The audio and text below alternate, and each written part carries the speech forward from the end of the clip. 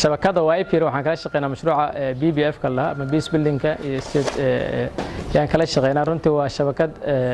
tababaro badan siisa dhalinyarada si ay uga qayb qaadanayaan siyaasadda iyo horumarka dib u heshiisiinta intaba waxaan wada shaqeynaa hadda muddo hal sanad 2018 kan soo bilownay sanadkii labaad hadda maanta yaa noo dhashay idana waxaan rajaynaynaa insha Allah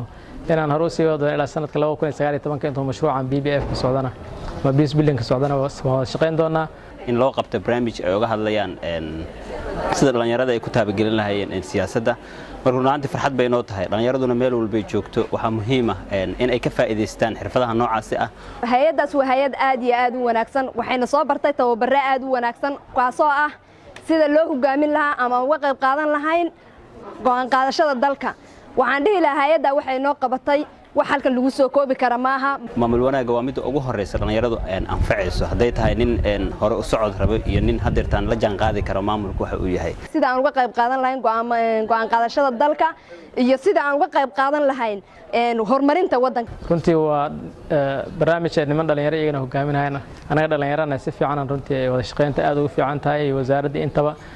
sida saddex geesood ka san u shaqeynaa runtii wax badan inay ka dabayso bedeleen runtii wacyigelintii iyo dhiirigelintii badan aan sameynay waxa kula kalifa dhalinyaro badan oo maanta reer Jubbaland ay ku haminaayeen oo ku biiraan golaha baarlamaanka ay runtii iyagoo ay soo sharaxeen oo ka qayb qaadanayaan si dalkii iyo siyaasadda waxa uga qayb qaadan lahayn taasna runtii mar walba waan kaga mahadcelinaynaa anagoo fursadan ka faa'iideysanayna waxaan u rajaynayaa cid walba oo dhalinyaro oo ka qayb qaadanaysa barnaamijka doorashooyinkana waxaan leenahay guuleysta cid walba oo dhalinyaro oo hami siyaasadeed lehna waxaan leenahay garabkiina nahay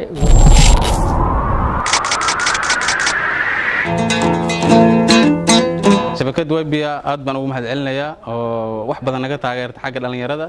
tababaro badan oo training bay siisaa haddii ahaa leedahay xagga aqoontooda